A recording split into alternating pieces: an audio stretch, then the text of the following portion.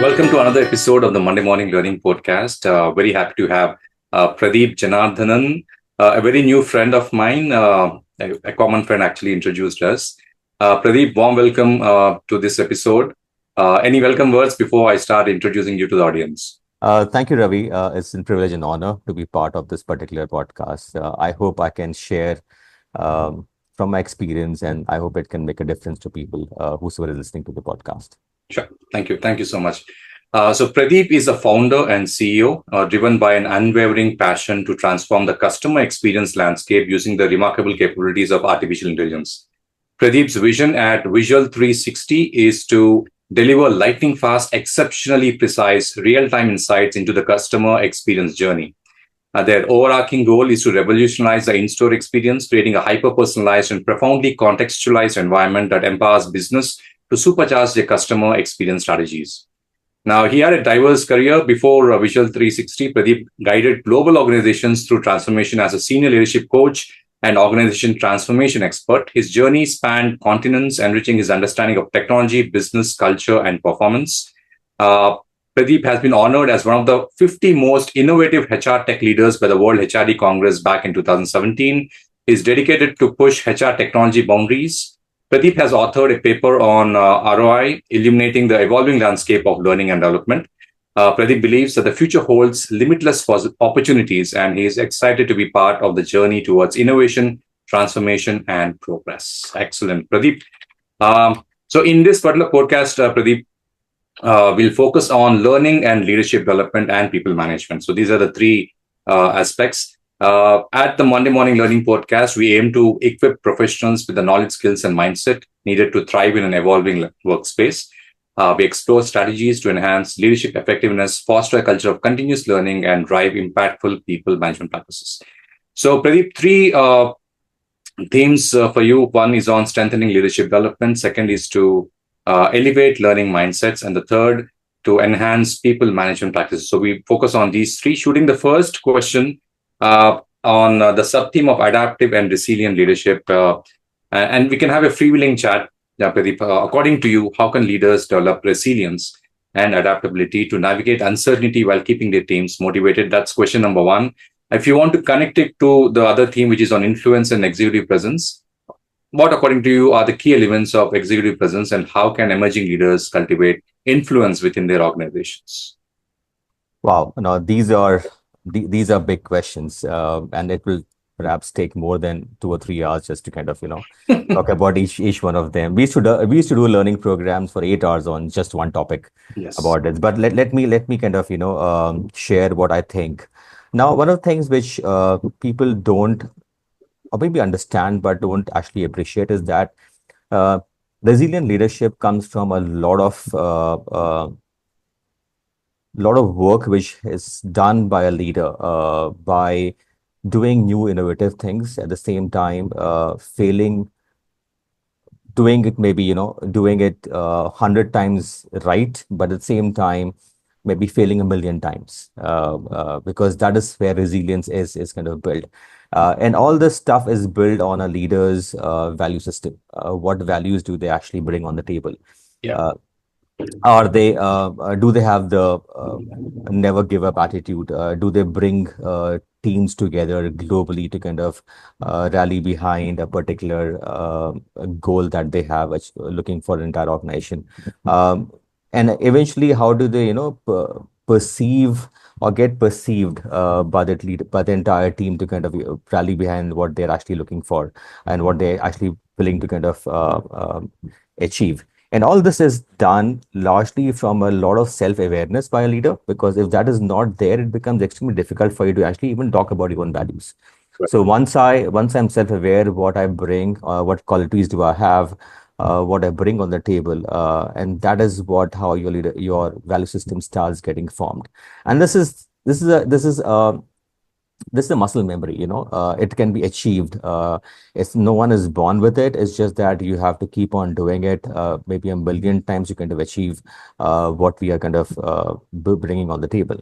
One of the things which I strongly believe is that again, look at there are there are a lot of leaders, there are a lot of examples, exemplary examples, starting from Mahatma Gandhi to Nelson Mandela to Jack Welch, to Satya Nadella, to Elon Musk, to Jeff Bezos. Look at all of them. The way that they are able to rally people behind a particular thought process. That's impeccable. That's absolutely admirable. And this all comes from their own value system. What values, and this is a value system that is not only perceived by, is not only shown by them, is also perceived by the people. Because we used to do this very interesting leadership activity, where we used to kind of tell people, write three things about, imagine yourself as a car, write three things about the quality of your car, and then go around asking people, what kind of car do you think I am? Okay. So a lot of people say, I'm a Ferrari, I have speed, I have this and I have that. But then when you go and ask people, so what do you perceive me as? They say, oh, I think you are a Maruti Suzuki. And for a moment, it's a shocker for a lot of leaders, because what they are perceiving about themselves and what they're exhibiting out there are two different things altogether. So first of all, leaders need to really understand what they bring on the table, what value system which is there, which kind of authenticates them as a leader, and the behaviors associated with that. And eventually all the stuff, makes them do things in a way which is not just, you achieve results by just once, but you achieve results million times, the same results again, again, again, again, showing people excellence. At the same time, contributing the success to the team rather than to yourself. Yeah. That is not the most important thing a true leader, authentic leader is all about. Where, when a failure comes in, you take it on yourself, but when a success comes in, you kind of say there's an entire team effort which comes in altogether. Yeah. So it reminds me of Abdul Kalam's experience. I mean, and I used to actually do these uh, float sessions. We used to have 5 minutes to 10 minutes back in HSBC. I used to work in a process called customer telephone services. It was an inbound IPAs entity. So we used to have the UK business and the personal customers call us.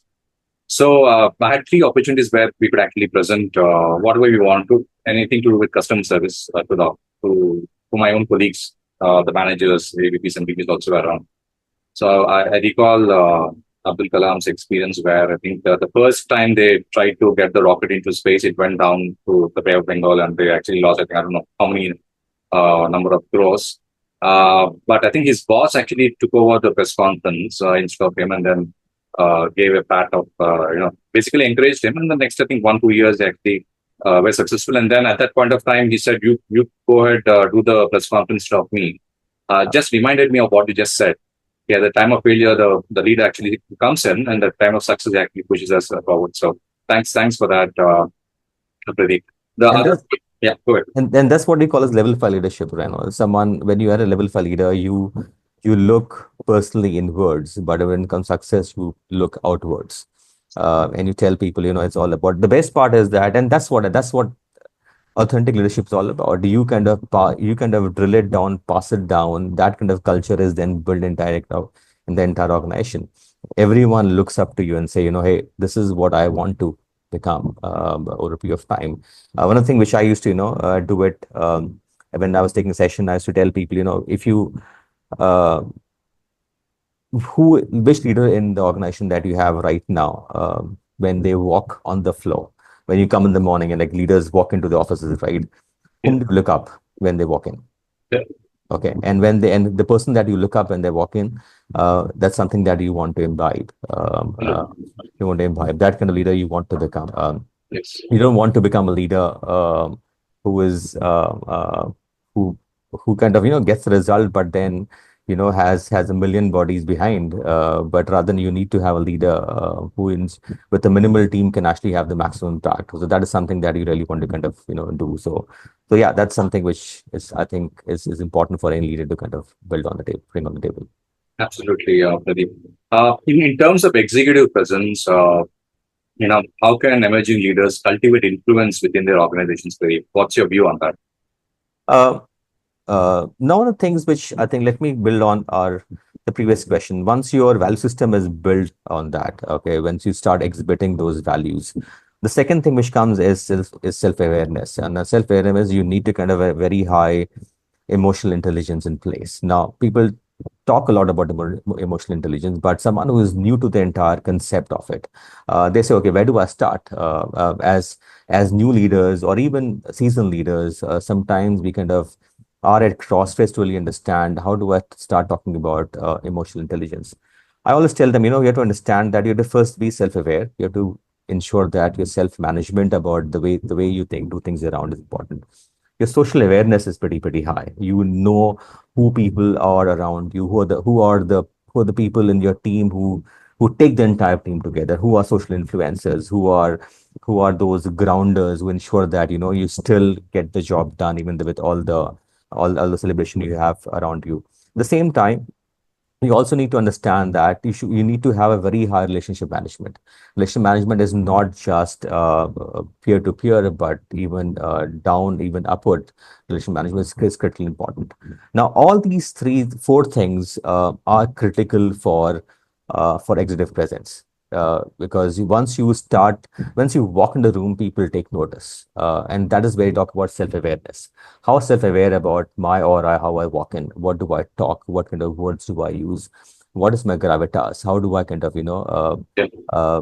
bring that on the table without being pushy, and that is how you start doing management across different cultures, across different teams across different locations, even within your own team within India itself.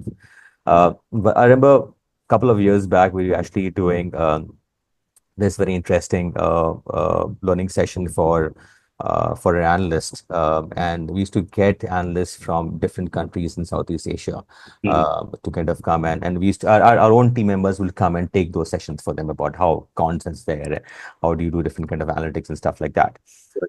We had people from Korea up till India being a part of this particular session.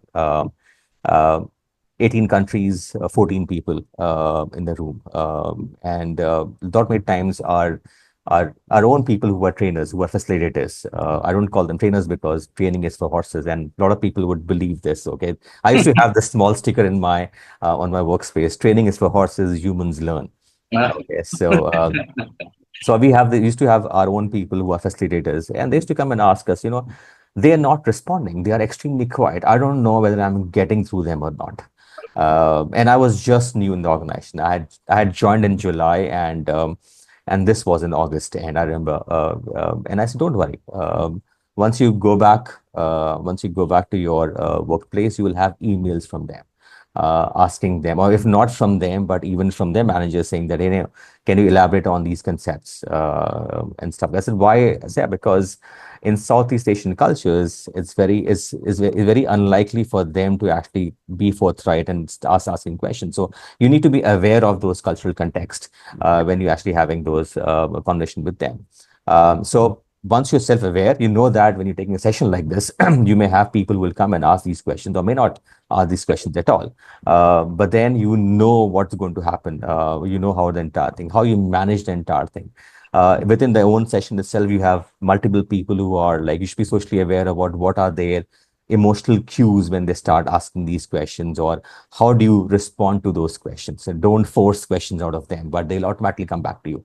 Um, and then you build a relationship kind of stuff, and the way that you do this is to kind of bring a gravitas on the table so that they know exactly I want to be a leader like this person has a extra presence when they walk in. Yeah. So we used to have these, we used to give them small snippets of knowledge before they used to do this learning session. Say, do this, it'll help you a lot and stuff like that. Great. And that kind of helped a lot because we had perhaps the highest rating for a learning session on that particular time, because it's just about Yeah. building that exit presence when you walk into the room. The second time which actually happened was when we actually had a executive presence learning session that we did for our leaders, and these are site leadership team. Uh, Various diverse areas of work that they have, diverse experience they bring on table, huge experience, accumulative experience, maybe 50, 60 years in the room itself. But then when the site leader, she asked me to, hey, can we do something on executive presence? That's why you are saying this. Why would this group need executive presence? I knew the answer, but then I said, let it come to the leader itself, because that will actually help me create a learning session, which kind of, talks about this is what it is. So she gave a particular 3 or 4 points saying that, hey, this is what we want. They should be able to manage virtually distributed teams globally. And it can be, it's not just uh, our our folks out there in US are our partners. They are not our, they are not our clients. So I want them to kind of, talk to them at an equal space. And that is where exit presence is required.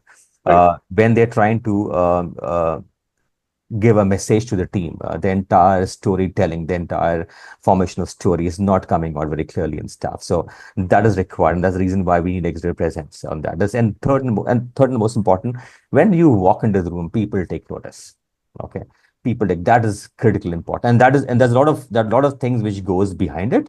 Uh, Maybe skill is one of them. One of the most important things. Competency is one of the things. People talk a lot about skill and competency. I always talk about competency. Skill you can learn, but competency is what creates exhibit presence for you.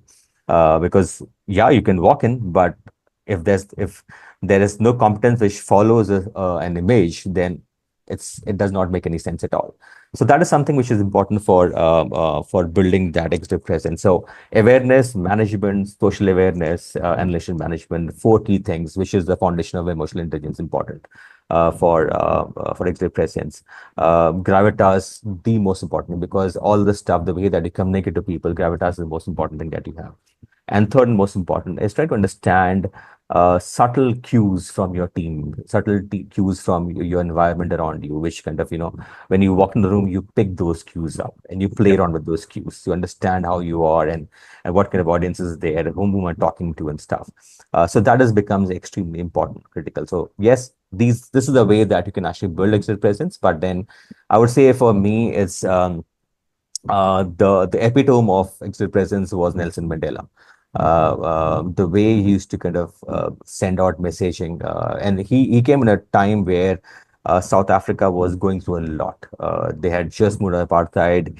He was given a broken country. How he managed a country at that time where communication is free flowing. People know you have television, you have newspapers, you got radio, you got multiple different methods of getting messaging across, and misinformation also at the same time. Now it is aggravated almost a million times with your social media, Instagram, Twitter, TikTok, you name any social platform. There's a lot that you can do. So information spreads much more faster. Misinformation spreads even more faster.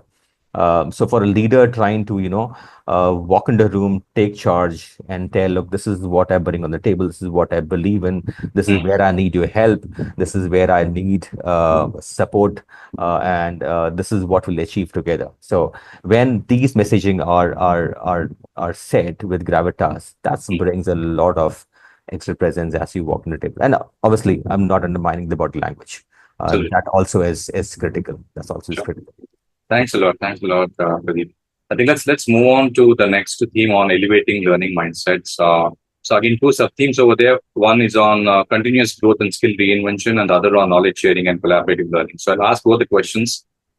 First one, with industries evolving rapidly, how can professionals stay ahead by continuously reinventing their skills and mindsets? That's number one. And from an organization standpoint, how can organizations create a culture of knowledge sharing that enhances learning and innovation across teams, Pradeep? Um, I used to say this again very, very early in my career when I used to take up sessions uh, for campus journeys. I used to come and and any one of my campus journeys hearing this podcast would maybe remember this. I used to always tell them, remember 2 things in your life. One, there's always someone better than you. Second, there's always a job for you. Okay. And the reason why I say this is because when you listen to this, to yourself saying there's someone better than you, keep on upgrading yourself again. Is not just learning a new skill, but being competent in that particular skill. And I used to ask a lot of people, what's the difference between skill and a competency? People say, they use this interchangeably a lot. I say, skill is the way to do a job. Competency is the way to do a job again and again and again and having the same result is when you become competent. And that's where you have competency in a particular skill, in a particular area of work that you have. And yes, and that once you start doing that, it becomes extremely critical, important for you to kind of, keep on upgrading yourself again, again, again. Um, so, and the entire way that you do learning is not just only learning through a facilitator-led session, but it can be a lot of things is actually done on peer group or your social learning, which is very important. And a lot of people don't know, but then we only learn 10% in the classroom. Yeah. Rest 90% is what we learn from our peers, what we learn from just talking with people, just listening to a podcast, listening to small snippets. Even Instagram, a couple of the reels that you have, extremely knowledgeable. Yeah. Right? Kind of, it's only 3 seconds. It's only 3 seconds. That's what it is. And the span of attention has grown to only 3 seconds these days. So how much can you learn out of that? This becomes a challenge for you. Forget about building a competency, but learning a new skill itself is becoming difficult these days. So the entire environment, the entire infrastructure which is around you, that creates a very important role. And that's where organization comes in the picture. And the only way that you can influence a change in a particular individual is you have to ensure that his social circles around in an organization is also a learning circle. So everyone is learning continuously. Second, you create those infrastructure for innovation. So when you learn a new skill, you let them apply those new skills on a technology, on a project that they can do it on their own. It can be very, very different from what the work that they're doing, but that's how you build innovation centers. That's how you build innovation in the team itself. Uh, and third is, can they go and share that knowledge with someone else? Because the best way to learn and maybe become competent is to share with someone else. Because when they start asking you questions, and that's where you start really thinking about, hey, I never thought about this particular thing. So can I come back and come back to you and then see if we can elaborate on what you have asked, what question you have asked for me, or maybe I can give you a response on that. So these three things are critical from organization perspective to kind of build a skill for a particular individual. So it goes 180 degrees by the organization and 180 degrees by the individual also. So it becomes 360 degrees of learning altogether for them. Yes, at the same time, a lot of your when you have let's not undermine the role of a manager and leader and the entire learning process for individual. Because when they start having those conversations with the team members saying that, hey, this is where I think you should be building your skills more on. I think that you're good in this particular area. You're not so good in this particular area. And lot many times people tend to focus on, you are not so good in this particular area. But what I understand is that if the person is really good in one area, maybe build on that, because that's where his competence will come in the picture, and maybe the person can be a much better, maybe an SME in a particular area rather than building on something which is not so competent on that. Yeah, you need to know about it. Yes, you have to build on that. You need to have 360-degree development on that. But then let's have a balanced approach to the entire thing. So a manager, a leader, or a mentor, or a coach can actually help you kind of build on that. So all these systems should be in place for someone to actually start having maybe learning a new skill or maybe building a new competency on that. Sure, absolutely, Pradeep. Thanks for that. Coming to the enhancing people management practices theme, again, two sub themes, one on building high performance teams and the other on coaching and talent development. I'll ask you both the questions. So what, according to you, are the biggest challenges in building high performance teams, and how can leaders foster psychological safety and trust? That's number one. And how can managers transition from being task driven to becoming effective coaches who nurture and develop talent, Pradeep? Wow. Okay. So let me see if I can answer these two questions. Sure. Now, one of the things a leader can actually do to create high performance team is to build a compelling vision of why do they exist. Okay. They tell you most of the time what you're supposed to do, but they miss on why are you doing that. Okay. So when you define that in the very beginning, which says that why are we doing this? Why do we exist as a team? Putting on the table for the organization, typically on a dollar terms or rupee terms. That's if a leader can articulate that and tell the team members, they'll start looking into that particular vision, and they'll actually start, hey, can we contribute to that particular vision? And that's how you build high performance team. They will start creating ecosystems in place that drives their high performance. They'll uplift their team members who are not doing so good, or maybe they need help, or Sure. maybe as a collective force itself, like, hey, we already at level 3 right now. What can we do to move to level 5? Right. So as an entire team, they start, pushing each other for excellence. Mm. So that is one thing which I'll say the first important thing a leader should be doing is that Mm. why do we exist? That's the most critical thing that they need to kind of, Yeah. and that comes to your extra presence of storytelling, right? When we talk about Yes. storytelling, Yeah. this is where it comes in. Why do I need to have a storytelling competency with me so that I can start telling people why Yeah. do I exist? How do I exist? What do I need to do for existing? That is where a manager job comes in. Right. We have to really understand that a leader and a manager, there are differences on that. Yes, but at the same time, a leader would have to become manager certain instances. That's what situational leadership is all about. At the Right. same time, a manager would have to become leader because, not everything can be done through a task. A lot of things can be done by coaching. A lot Yeah. of things done by mentoring. Okay, you can you can you can coach someone with it for a new skill, Mm. saying that, hey, this is what I think you should be learning more, and you kind of tell or maybe coach someone on the job to learn a new skill. Mm. But then you mentor someone for a higher competency. Right. You tell them, hey, what's your aspiration in life? Tell me about it. Let's talk about that kind of stuff. Mm. Can I help you reach that particular? What do you require from my side to kind of reach your higher potential and your maximum potential? Yeah. And they'll say, I need this, maybe A, B, C, D skills, or maybe 1, 2, 3 for support. I would need from your side, Mm. and that's where manager will need to start building those. I used to call this as degree of proximal development, just the right amount of stretch for a particular individual, so that Mm. they learn something new Right. every time. This stretch built for them. They don't break, but then Mm. it's like elastic, right? You stretch, but you take them particular point where it doesn't break, but you're stretching yourself. Yeah. And that is what a manager can do, creating that culture of coaching and mentoring within team itself. Right. And they also need to understand that they would not have answers to everything. Mm. Okay, and team members also need to appreciate that you cannot go to your leader or to manager asking, hey, I want this, I want. You have to start self-discovering yourself. I Yeah. used to ask my team members, okay, you come to me with a solution, don't come with a problem. When Yeah. you're coming to the problem, that means you have explored every method, every avenue of looking for a solution. And when you have reached, hey, I don't think I can kind of do this. Mm. Let me go to Pradeep, or not just Pradeep, but anyone else for the matter. Let Yeah. me go to them and ask for help. Mm. That's where you come in the picture and say, hey, this is okay, I get what you're saying. Mm. Let's try doing this. You give them options of A, B, and C, and let them choose that option. That's where you have to build a balance between. That's how you build a balance between mentoring and coaching and being a leader and a manager.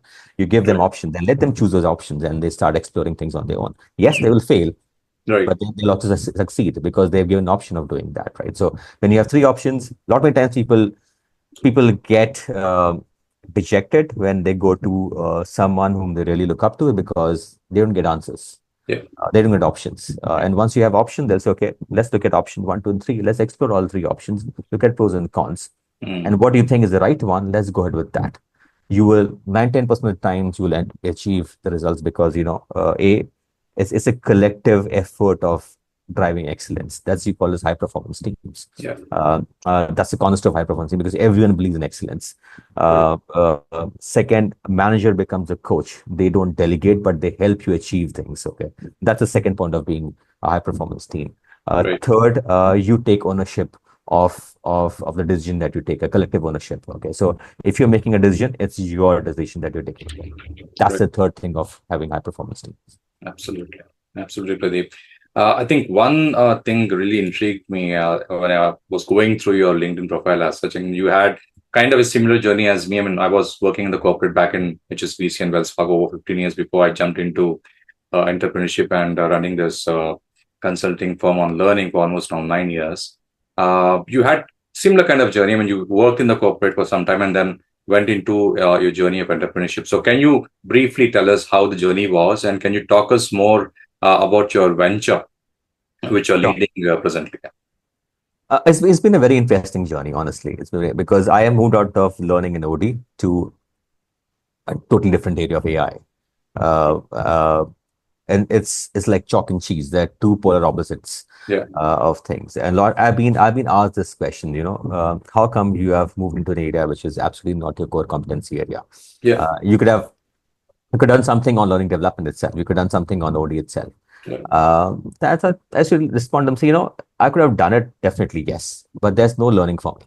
Yeah. I need to kind of I would be the unhappiest if I'm not learning anything. And that's something which I remember one of the interviews I had with I can't say the name of the company, but then I'm sure the person listening to this would remember this. That particular individual asked me this question, Pradeep, I see that, uh, you are staying with the organization for 4 or 5 years, not more than that.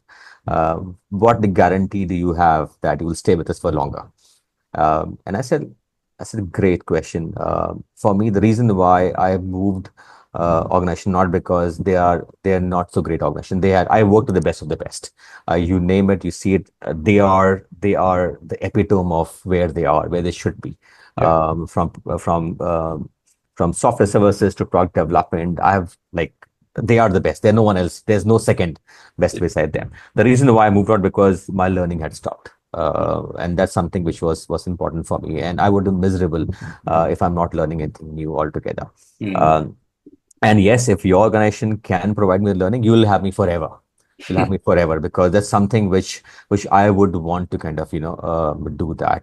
I've done it with my teams, my previous organization. The teams have lived without me. The teams have lived without the manager ahead of learning development for 4 or 5, 6 years, and it worked beautifully well. The Mm. ecosystem was built in a way that it'll become self-sustaining rather than you need someone to drive the entire thing. No, Exactly. so that's important because learning development should be owned by everyone. It can't be driven by one individual or particular Absolutely. team.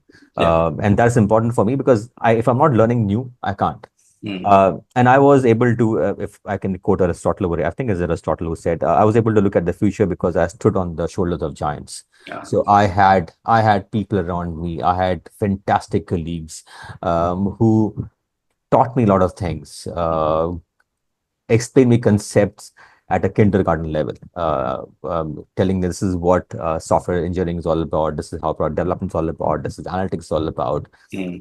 something as difficult. This is what segmentation is all about. I was coming from software engineering to an analytics team altogether. This is like the segmentation is all about. This is what analytics is all about and stuff. So at a very, very kindergarten level, they were able to explain to me. And Mm. so that kind of, has remained with me to do something new altogether, bring something new on the table and stuff. And that's where I was actually holidaying in Dubai when the startup, bug hit me because I was in Dubai Mall and I was having a coffee in one of the finest restaurants in the world, maybe called as Angelina. And I was seeing people who walk in front of the store.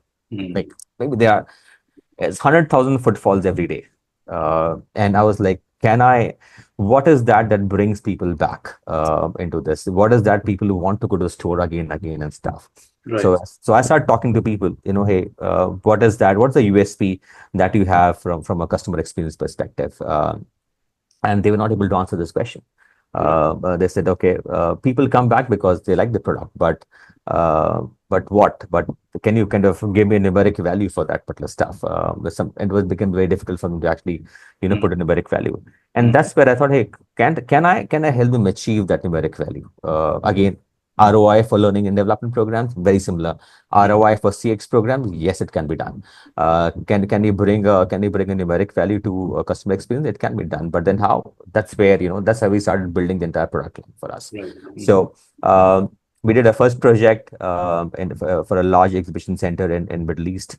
Again, all your learning development sessions that you take about cross-cultural teams to exhibit presence, it's all worked out over there because you're Mm. talking to an Middle Eastern client, and they have different expectations. Lot many things are set implicitly, not explicitly. So you have to kind of look at Mm. subtle clues about how it is. How do you cross-educate them, telling them what is possible, what is not possible because of your technology infrastructure which is there. Mm. What can we do now? Let's evolve your infrastructure. Let's not go big bang. Right. Let's slowly start going from there. So having those conversation, getting into their trusted advisor, uh, circle, giving them a lot more feedback than what is required and stuff. So it's been an interesting journey. So so that is what Visual 360 does. Mm. We become trusted partners for organization on the customer experience journey. Right. We give the numeric value of customer experience, and this goes beyond NPS scores. Yes. Usually, what happens, and everyone knows, right? Mm. When we talk about surveys or customer experience, people send surveys, and we'll send an email to you. Okay, and everyone knows what happens to that particular email, which comes to your inbox or your junk box. Yeah. You'll say, "I will." Okay, I'll respond back to it. 1 week, 2 weeks, 3 weeks, and then it goes to trash. Mm. Okay, you never get a feedback. The only time you get a feedback is when you're not happy with the service or you're not happy with a particular product. Right. That's the time people write eloquently about how the experience has been lacking and our product is not up to the mark. Yeah. But then what about the good experience? That never gets captured. So we Right. kind of tell people, oh, this is what we do for you. We'll give you the entire sentiment analytics about the entire customer experience. We'll give you heat maps about on a shop floor where people are feeling elated, not so elated, and that you can use that learning and Mm. maybe do a transfer learning to your other stores or within your store itself. Maybe within the store itself, one area people are maybe extremely elated. Maybe it's the sales staff which is out there who is like extremely proactive and doing something Mm. exceptionally great. Can we Mm. use that and then maybe train other store staff? Sure. Um, Maybe one store is doing extremely great. Mm. Maybe, yeah, maybe it can be the place, the area they are already there, but then can we use that learning from one particular store and transfer it to another store? And so that everyone is, so whenever I go to a store, I feel really, really good. I feel, okay, this is what I kind of, Mm. this is where I am. This is what I want to be kind of stuff. And classic example is Starbucks. You go to any store globally, Mm. you get the same experience. Yeah. You may get different coffees, different flavors because they would customize to a particular country, a particular region. Mm. But then experience is fantastic, Yeah. absolutely fantastic. So that's what we do. So we give them real-time data on customer experience, so that they can use the data for creating more database decisions rather than going by, Excellent. gut feeler. I think this is what CX can be done. So yeah. This is Lovely. what we Lovely. should see this. Yes. Thank you. Thank you. Thank you so much, Pradeep. I think lovely conversation we had. It's around what, 35, 40 minutes. I didn't know how it flew really. I was actually thinking maybe in a month or so, we come up with a new concept called the trio, where I'm getting three leaders together and then one topic where we actually talk about it from three different perspectives. So maybe in a Mm. month or so, I'll come back in case your schedule and you consent, and we'll be part of a panel where we can actually talk more about AI. Because a lot of people are talking about AI stuff Oh like that. yes, oh Yeah. yes, oh yes. A lot of people talking about AI uh, and a lot of misinformation about AI also, and that's something that we do struggle a lot when we come and talk about. AI is something which everyone talks about. It's like people say, "Hey, AI is like God." Like everyone talks about it, but anyone has seen it? I'm not sure about it. So yeah, Yeah. it'll be interesting, and it'll be my privilege to be part of that particular discussion. And if I can contribute a little bit to the entire conversation, it'll be wonderful. Great, great. Thank you. Thank you so much, Pradeep. So, three themes we have covered in this short podcast. And thanks a lot for your insights for strengthening leadership development, elevating learning mindsets, and enhancing people management practices, Pradeep. And until the next time, I think goodbye to you. But thanks a lot. Any concluding comments before we conclude this session? Um, how do I say this? I used to always have this as my signature on my email. It is a beautiful quote by John Mason, which says, uh, "You were born original, don't die a copy." Uh, Uh, okay, and that is so important for us. Like we have to be original. We have to create uh, something niche by our own individuality, by own aura, our own personality, own leadership styles, right. and do good for people. Right? Build that. Augment that world happiness. If you're able to kind of make someone a little bit happy in a day. That'll eventually, Mm. he will go and make two people more happy, and those two people make another four people happy stuff. So it Yeah. becomes an atomic reaction kind of stuff. So that's the thing which I think I would leave you folks. Be original, don't die a copy, and just make people happy. That's the most important thing. Great. Thank you. Thank you so much, Pradeep, and we'll meet again. Thank you so Thank you much. so much, Ravi. Thank you for your time and appreciate being a part of this podcast. And thank you for having me over here. Sure.